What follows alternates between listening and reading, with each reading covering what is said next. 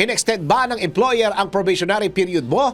Pwede ba silang ireklamo? Alamin ang kaparusahan sa NBI. Naku, bawal ito. Alamin kung bawal o hindi. Dahil kung di mo alam to, kaso ang kakaharapin mo sa NBI. Nako, bawal ito. Empleyadong in-extend ang probationary period?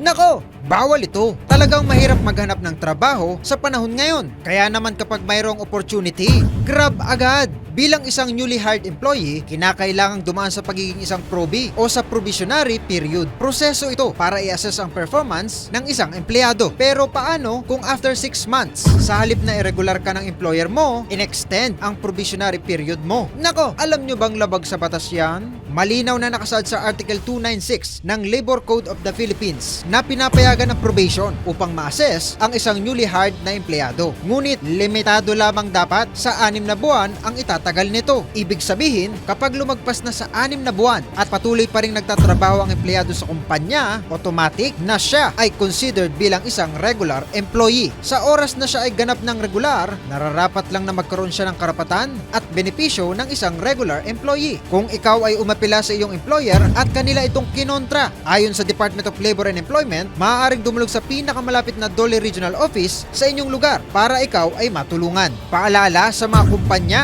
sumunod sa tamang labor standards ng DOLE. I-inform ang empleyado kung bakit hanggang ngayon ay hindi pa siya regular at wala pa ring pinipirmahang kontrata. Huwag kang paasa, boss, para hindi ka masabihan ng, nako, bawal ito.